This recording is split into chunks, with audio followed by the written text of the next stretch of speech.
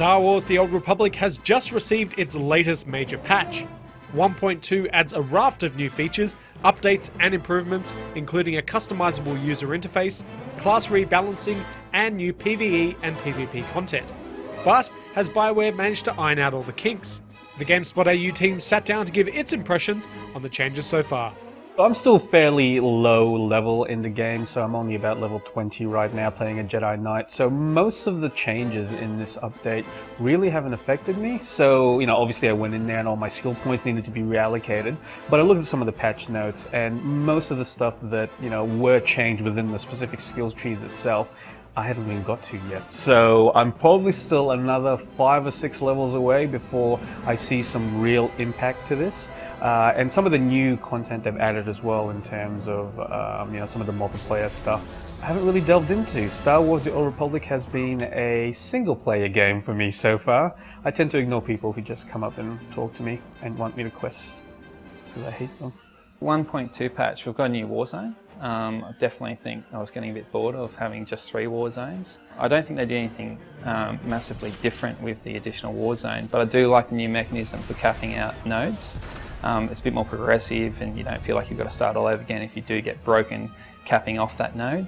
And I do think overall though the PvP stuff's been pretty cool as far as still having gear envy but still being able to feel like you can actually get in there and have a fight. I'm a level 27 but still think I'll be tempted to go and take on a level 50 but definitely still get spanked. So it's a nice little balance there. I play Republic Trooper, and for the most part they're almost identical to the way they were before the 1.2 patch.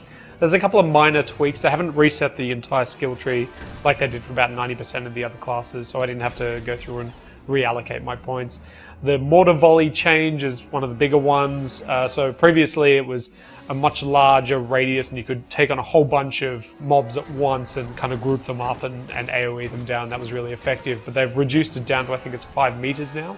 So you can get much fewer targets grouped in together, and the animation actually spits out a whole bunch of rockets rather than, I think it was 3 slower ones, which doesn't make a lot of impact. Probably the big change that a lot of people are having a big cry about is the grab round, which is the vortex one that actually reduces armor over time, and that's been nerfed by about 10%, I think it is. So if you played a hunter in World of Warcraft, the variety of the class was in the shot rotation, and finding the most effective way to use all of the abilities without just sitting there spamming aimed or auto shot or any one ability over and over. One of the positives of the legacy system is that they made it not so they've accounted for the people who make ults and then the people who get to level 50. So the way it breaks down is there's unlocks. If you get to 50, say with a race, you unlock that race for everybody else.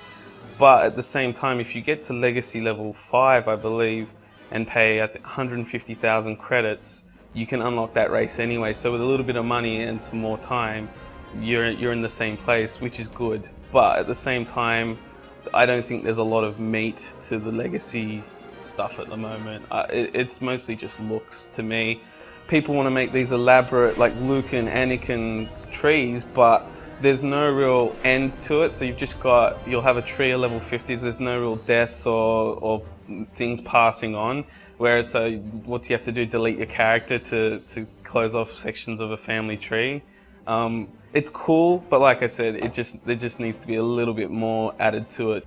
Customizable UI, I think, has been one of the biggest changes and is actually a really good thing for Star Wars, because it doesn't have a World of Warcraft Lua-style scripting system. They really don't want to embrace a modding community where people are creating their own action bars or layouts for raiding in particular, or healing ability or DPS tracking. So they've made it that it's a fully customizable UI, and you can tweak and tune the boxes. You can make them as long or short as you like. And it's a really flexible system. It makes me think that it's a great way to give players the flexibility of being able to customize the way that they like the game and even make it more like other MMOs like World of Warcraft without actually having to hand over the control And the best part is that people can then go and share their particular layout with other people in their guilds, or transfer it across characters or across servers.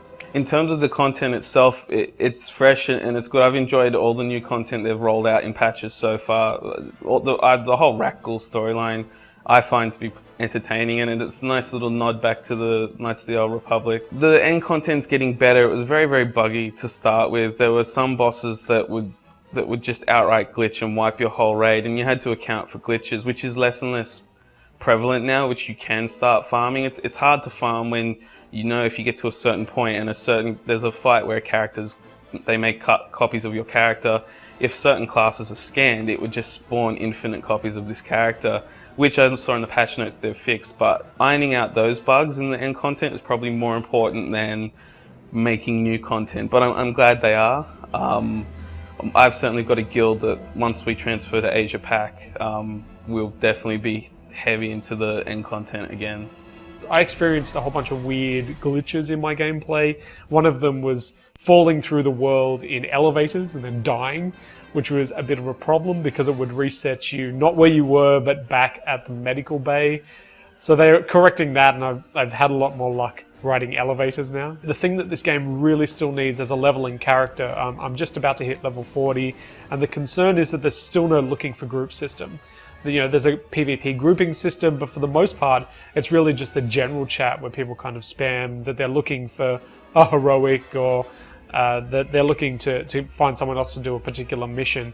And on some of the lower population servers and planets, you just can't find another player to group with easily without having to constantly scan general chat, which is full of garbage most of the time anyway. They need a lot more players in there to fix the issues. I think the best thing they can do at the moment is create more content, more attractive content for more players to actually join in. I don't think it's necessarily the mechanism that's broken for how PvP works, because it's bringing in guys like myself that probably aren't as hardcore gamers as some of the guys in there that are every day doing 4 hours. So I feel like I can get in there and have a muck around with the level 50s that have better gear. So it kind of works, it just needs more players. I would like to see some bind to account items that you can, so heirlooms if you're in WoW speak. Just something to improve the leveling process, make it quicker, and give you more of an incentive to come back and start a new character. So far it's promising, but I don't think they've quite nailed it. The Star Wars The Old Republic 1.2 update is available right now. But what are your impressions so far? Did your class get buffed or nerfed? Has character balance finally been brought to the galaxy? Or have you already cancelled your subscription? Tell us in the comments below.